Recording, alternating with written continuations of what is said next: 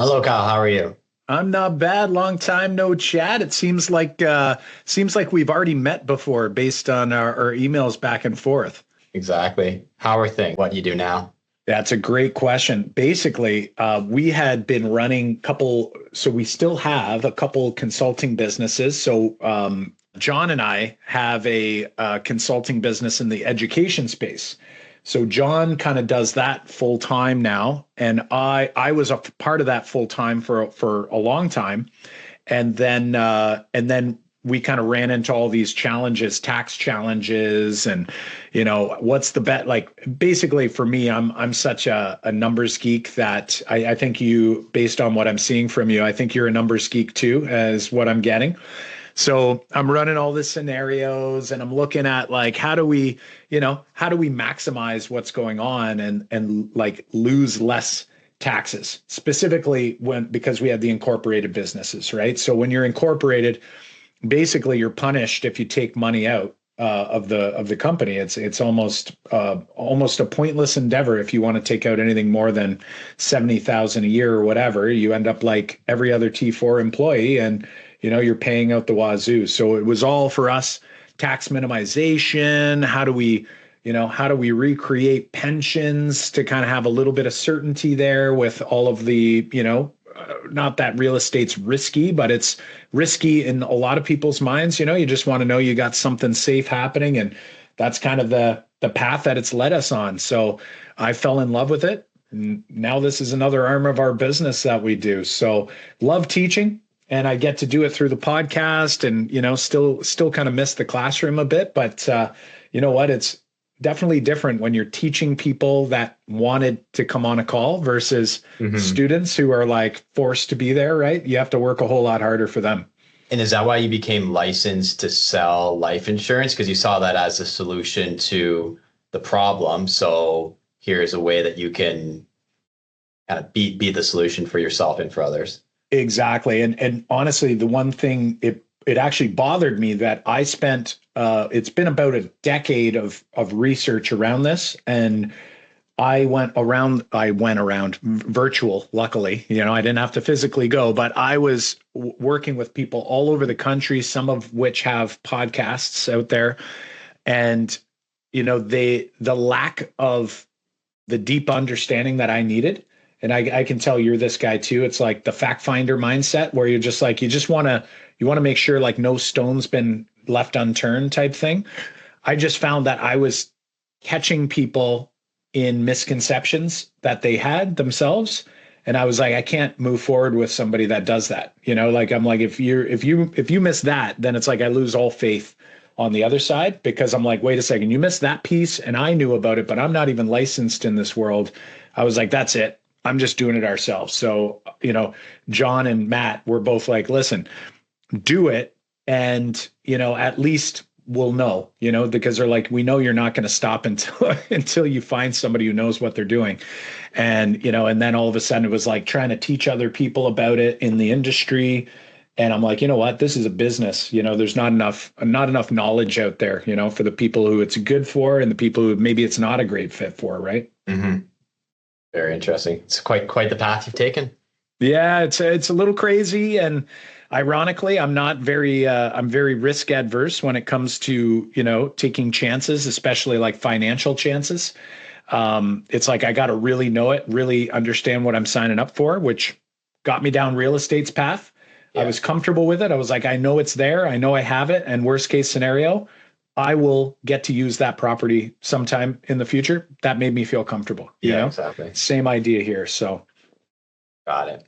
So I yeah. appreciate the extensive modeling and explanations you provided and everything. And it's all been very helpful. I think the last video you sent over, which was you and Kyle, I think it left me with maybe one key takeaway, observation, question that I want to just dig deeper into.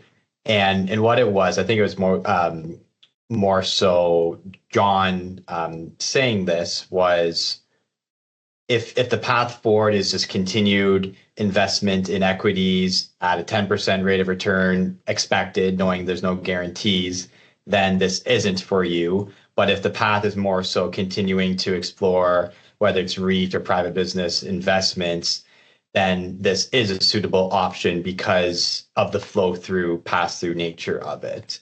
So I just want to make sure I kind of understood that as best as I could, because I'm still at a point where I don't know how much more REIT or private business investments I'd be doing. Whereas I know that I'm pretty gung ho on the like 100% equity allocation and continuing down that path. So Yeah. I think it'd be good just to hear your thoughts a bit more on that. Yeah. That delineation between the two paths. Yeah, I'm glad that you got that as sort of like a key piece here, because like I think I mentioned in the email, like we basically created that episode around this conversation because I'm like, there's other people out there. I would argue there's not that many out there that are 100% equity, but I'm with you. Like if you trust the asset class, do you use like Hedgeye, or are you like what do you use to kind of risk manage, or do you let her roll and you just know in the end it's all going to come out in the wash type thing and you're good? Yeah, there's nothing other than the long-term view that last 100 years, this is what it's yielded, and it's all ETF based, so it's no like stock picking, so to speak. No, exactly. It's not going to zero, which is key. Yeah, right? and I think the other part of it is, as you know, like living in Windsor, lifestyle expenses aren't extraordinary. So when you look at what a 10% return can do over decades, and you look at what cost of living is, it's like it can create this huge gap. So even if the class were to drop by 50% in any given year, it's like as long as that delta between where you're going and what your life looks like is pretty significantly different. That's kind of the basis for my For sure. For the theory, so to speak. Yeah. I love it. I'm going to put you on to, I feel like you would benefit from it is you should check out Hedgeye. Now I pay for a subscription to it, because it's macro based, and basically they work on quads. Well, I probably shouldn't have gone down this tangent until I answered your question. I will come back to your question, by the way, but they work on quads. I think you're the type of guy that would really benefit from it. And their goal is all about risk management. So they have the same belief system you have, but their goal is if we can avoid even one massive drawdown by understanding the macro environment and where things are going based on two things. And it's only it's more to it, but ultimately it comes down to two things: whether inflation is reaccelerating or decelerating. So we're not even talking about like what the interest rate is today, or the inflation rate is today. It's about whether it's going to reaccelerate. So whether it's all calculus, right? It's like whether it's going to grow or whether it's going to decrease we'll call it inflation, because of course inflation is a rate. So a rate in and of itself is basically how much it's going to continue to eat away at money every year. They're just saying like whether it's going up over time or down over time has a massive difference. And then the second one's GDP. So whether GDP is accelerating or decelerating, and that puts you into 4 quads. And based on where the quad is how the markets are going to respond, which allows you to say lay off. For example, in a quad 4, you're going to lay off equities, meaning you're going to sell your equity or VU or whatever ETF you have, and you're going to start allocating towards quad 4 risk or risk off type assets. So you're going to move towards TLT, you're going to move towards whatever it might be. So I only share that with you because if you can imagine a world where, let's say, the 10% rate of return we see, that's an average. We know that's not real. Like it's not going to happen that way. It's going to like past a year, we'll call it, has been amazing. So it's been way better. Well, in the down year, it's the same idea. So their goal is like, how do we just minimize that downside while not taking away from the upside? So I think you'd like it. Hedgeye, Keith McCullough is the CEO. You'll love it. They do some free stuff too, but basically I listen to their macro show every morning. It's amazing. One word or two words? One word. So hedge, Y-E, sorry, Y-E. So hedge, and then I is off the end, Y-E, E-Y-E. So, but only one E for the, for hedge and E and I. Got it. So very cool. I just wanted to share that so I don't forget. I'll put a link in a follow-up email, but let's get back to your question. So if what you're saying is true, the reason why the pass-through is not as helpful to you is because you're taking money, you're putting it into this bucket, you're leveraging it out into your equities. And if the goal is sort of long run, you're not ever sitting on any cash, then there's really not a huge opportunity for the arbitrage to be net positive for you, if that makes sense.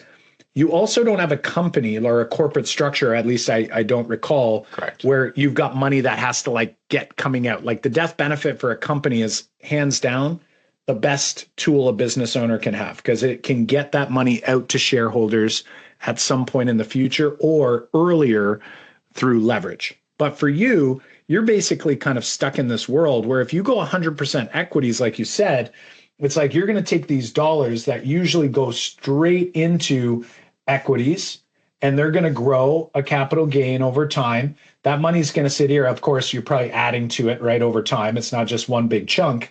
What we're advocating is that if we take this money and we put it here first, we're going to have two things happening. You're going to have the cash value growing. Let's use 100 grand as an easy example. Then we're going to leverage that money. There is a little opportunity cost in the early years, as you've probably heard on some of the episodes. So you're not even going to get all 100 out over here.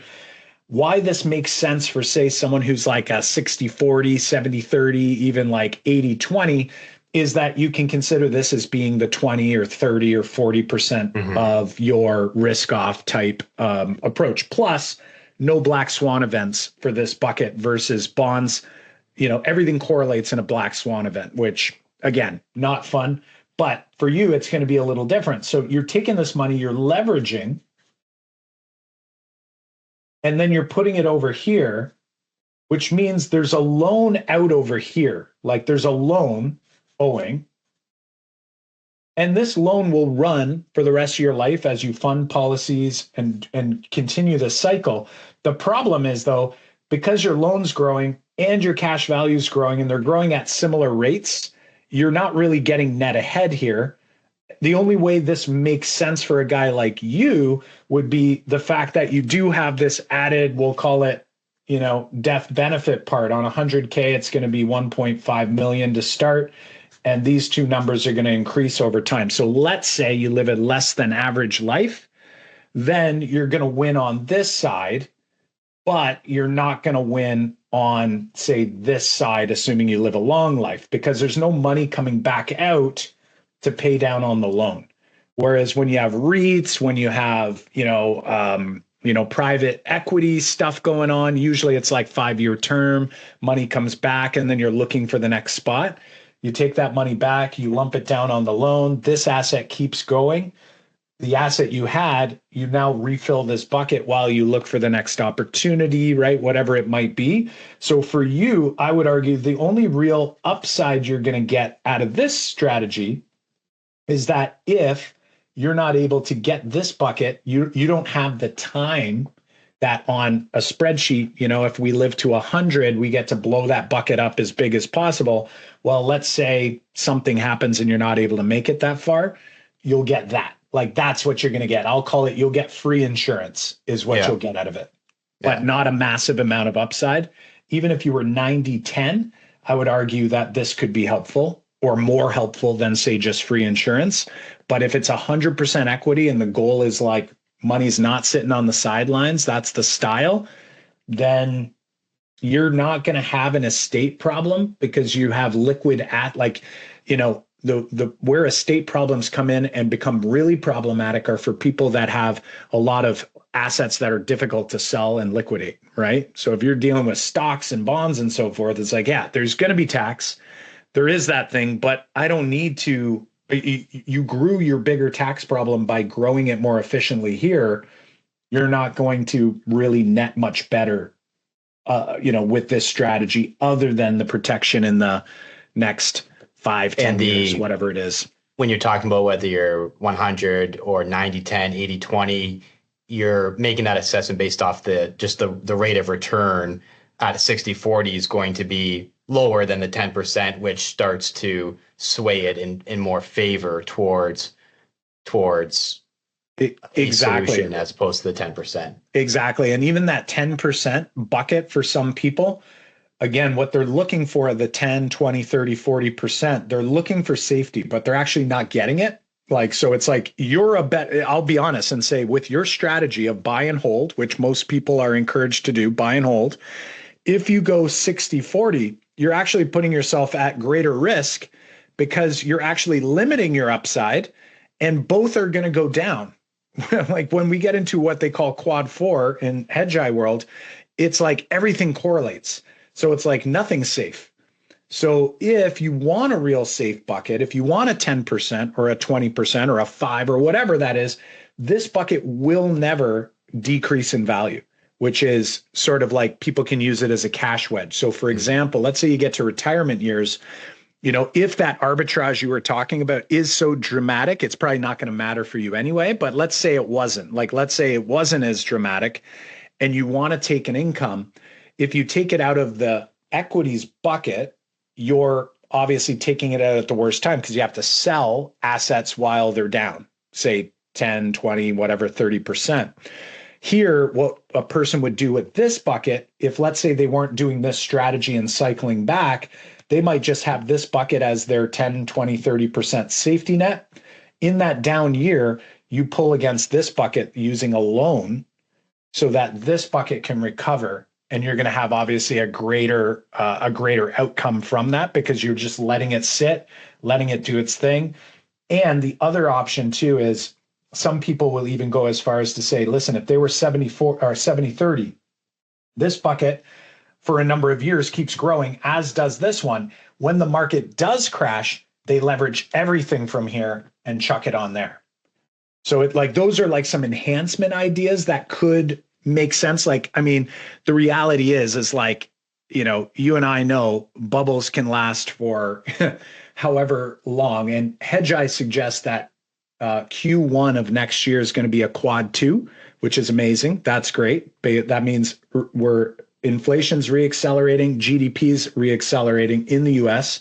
So that means all the equity stuff's going to go, great. Right now we're between a quad 3, quad 2. But like, for example, if I look at, if we look at SPY, for example, and, we look at what's going on here, obviously at some point there's going to be a dip, right? So we think about at November 2020, 2021, sort of when we hit, that's when Hedgeye, by the way, called that we were going to a quad 4, and quad 4 is when this happens. And then they, somewhere around here, they said that we were coming back into a quad 2. That's where this started happening again. So it's not about getting it nailed. They called it early. It was in November. So you missed this little upside, but you missed out on this downside. And ultimately, at the end of the day, that's going to kind of happen again over here at some point. So I guess what I'm trying to articulate for someone like yourself is there could be a place for this to not be necessarily your 10, 20, 30% safety bucket, but your wait and see bucket, so that when the dips happen, that you're not fully invested, so that there is something there that you'd take from here, chuck on there. And then once things recover, you literally can just take a little off the top, refill this bucket again if you want it. Like, these are just random ideas here that might match your strategy. Okay. I do appreciate the, it's not just one solution that you must, this is the best and only solution. So I appreciate your, I don't know what the right word is, openness to it. It's honesty. Not a one, honesty. Honesty is important. Yeah, I think that's the right word, right? You don't always get that in the industry. That's sad though, Yeah, no, but I do appreciate that because I know I have my approach has been, I find a strategy, I like it, whether it's Smith maneuver, life cycle investing, all these different strategies that I'm kind of merging them together and just trying to determine if this is if it has if it fits a void in the overall strategy. And I do like that notion of having a bucket to pull from for, call it income, like the wedge, the cash wedge is as you called it, right? Mm-hmm.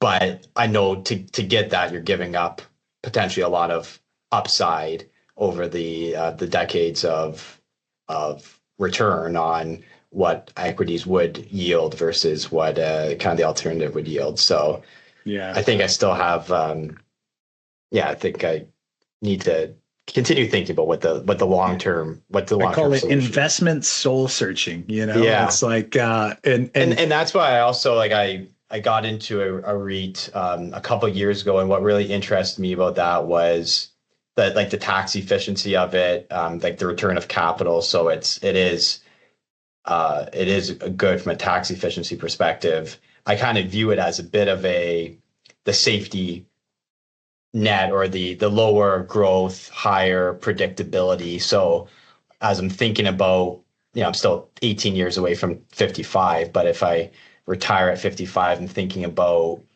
what can yield that, 100 grand in cash flow while the equities continue to grow. And, I rely on that bucket for donations or other large one-off expenses.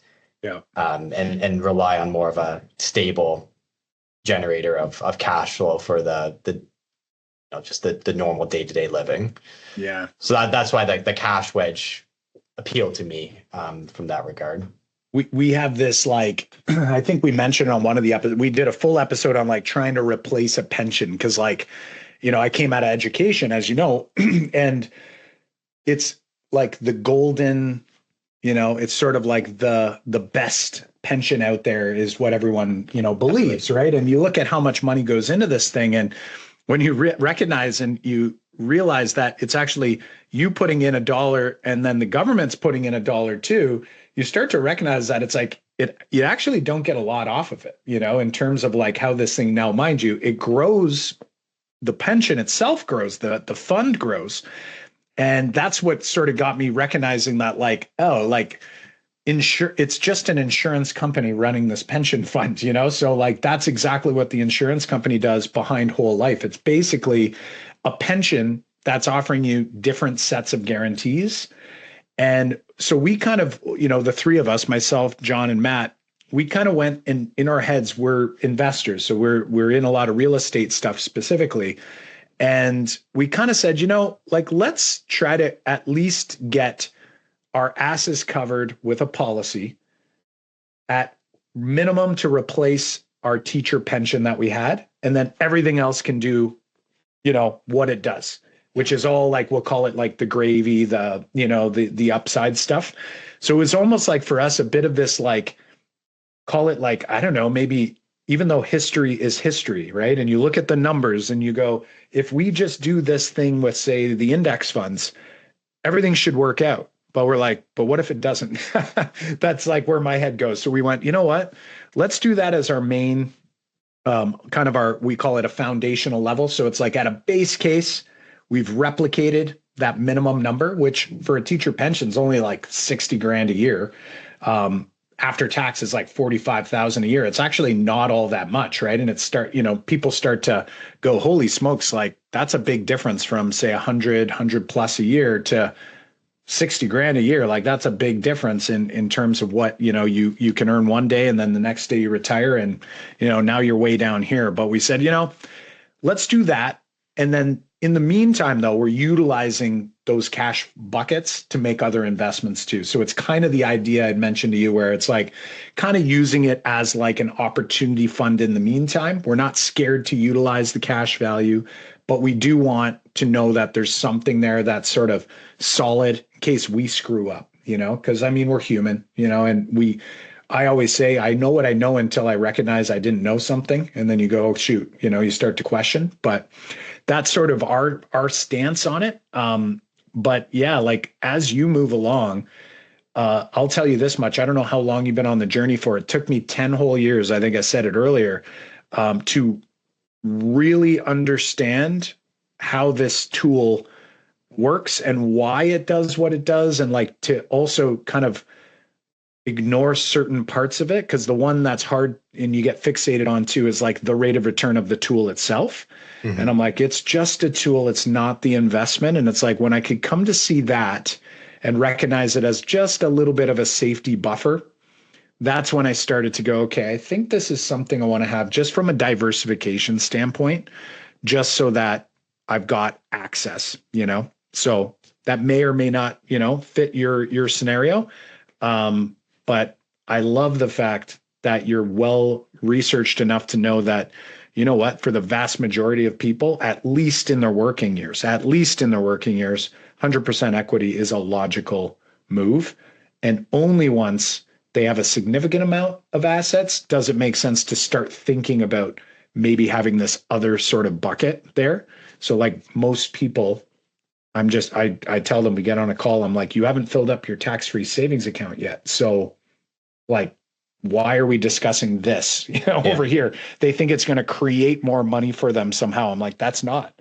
This is something different. This is an emergency fund for someone like yourself, but you don't need an emergency fund. You have a line of credit, go do that, and go take care of business. But it's easy for people to get a little tricked up. One question I have is, the different models that you shared with me were, you start off at 35,000 a year, then we said one at 13,000 a year, and then I think even the most recent one was 100,000.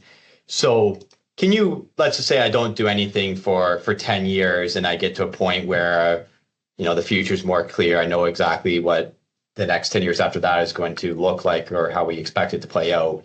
Is there like a catch-up accelerator where you could put in, is there a maximum that you could put in 1 year to get some of the same benefit, but instead of building up over 10 years, you're just going to say, I'm putting this huge amount right now and I can still have the same benefit going forward? Yeah, let me show you. So the best you can do in Canada, and I'll call it now, because there used to be where you could actually like lump sum it and you could just like chuck a big chunk down and then seal it up and let her roll, which is great, especially for guys like you and I, where you go, hey, it's there. It's now, it's accessible via cash value. You know what I mean? It's like, you've got the lump sum. It's great when there's like, let's say like an estate, you receive some sort of will, inheritance is the word I'm looking for. You receive an inheritance, there's a large sum of money and you go, I'll put it here for now, Now we can't do that in Canada, but I'll show you what can be done. I'm going to use 100 only because this was up from this morning and it's easy and scalable. So as you probably know by now, whatever we make for that cash premium, there's a minimum and a maximum. The way we design it, here's the minimum for this policy, here's the maximum for this policy. And we can do a couple of different things. The first thing we can do is you can fund up to 2 years all at once. They call it backdating by 364 days. So it makes your age 1 year younger. Cost of insurance then is slightly smaller because you're a little less likely to die and so forth. That's one thing that can be done. The other thing, by nature of how we design the policy, this maximum is actually what they call overfunding. So we're already applying this overfunding mentality that you're mentioning, like how do we like catch up? Because if we minimum fund for the rest of your life, you get mostly death benefit and less cash value. Okay, so that's kind of how we structure it. The one thing that we cannot do is, like I said, this large lump sum and offset. What we would have to do at whatever age it is now you have to get approved for the insurance at your new age. That means you also have to still be healthy and I guess not be too old. And by too old, I usually say like anything up to 70 can work. I say can because sometimes it still doesn't make sense financially by that point to do it anymore. So we run scenarios for people. But let's pretend you did this policy. The earliest you can offset as of today is around 5 years with a policy structure of this size. So what that means for you is, like, let's imagine you had a lump sum today of 500,000. You could put 200 in right now. And next year, in year 2, you'd put another. year 3, year 4, and you'd be essentially done. Now, that is based on the current dividend rates. So if dividend rates increased, it might even be less time. If it decreases, it might be a little bit longer. So it's important to note that that can potentially change things. So that's the earliest offset. I tend to encourage people thinking on a 10-year time horizon because it eliminates any possibility. But for a lot of people, what we would do is say, you have X number of dollars. This is what you're thinking about. We might run it at the maximum for the first 5 years. You could potentially offset at that point, but what might it look like to put in the minimum for the next few years?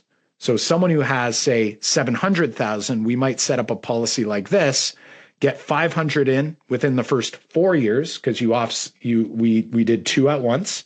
And then after that, we'll worry about slowly adding the rest, just so that there's never a chance that you're not able to say offset and there's no more money to go on this thing. So I really just we kind of play with the scenarios a little bit to try to put you in a place. It is an insurance tool with lots of guarantees. So I always like to get people sort of like guarantees. I don't want people kind of going like, what if we run out of money? What if this? What if that? Try to get people to a place where it feels good. Now, what will happen too if you fund for a full 10, even if it's max then minimum, is you're going to just notice that the actual cash value growth is going to be a little bit more aggressive ongoing for the rest of your life. So the challenge is, let's say it's 10 years like me. Had I known what I know today, I would have started all of this stuff 10 years ago, but it is what it is. I can't go back. I don't lose sleep at night over it, but I would have had some policies that had cheaper insurance, are now at the point where when I put more money in, the cash value compounds harder. So what I mean by that is, imagine I did this for 10 years straight, and then I get to year 11. You can see, well, actually, let's look at year 9 to 10. I put 100 in this year. We went from 1.05 million to 1.2 million. So I put 100 in, and it's like that 100 popped my cash value more significantly. Now, it's not rocket science to understand. That's just compound interest working, right? There's already a big bucket, and this is growing regardless of whether we put money in or not.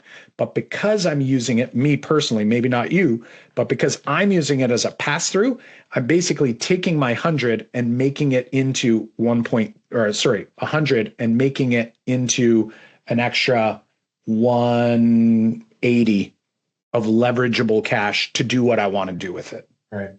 And then in the example where you build in the cash wedge, you would be like, the cash wedge can essentially be any percentage of that cash value that you want it to be. You, in your model, you just made some assumptions, but from there, it becomes a cash wedge. And correct me if I'm wrong, like the interest on that cash wedge, you theoretically don't have to cash flow back into the policy, because eventually it'll just, at the end of the day, you'll owe that money against the policy, and the payout 100. would be less at death. 100%. And a couple nuances to add, just because I know you're a deep thinker. So some people, I won't mention this part because it just overwhelms. But one of the beauties of it is that it acts like a line of credit, but without interest only due every month, right? So it acts like that. But here's the other nuance that's really helpful, is that they calculate the interest each day based on the balance. So just like any loan would. So it's like, hey, you have this much out. Here's what the daily interest is for that. But what they're doing is they're tallying that in the table, and they'd only capitalize it at the end of the year. So that means that you're basically getting compound interest annually instead of semi-annually or monthly, or like credit cards daily.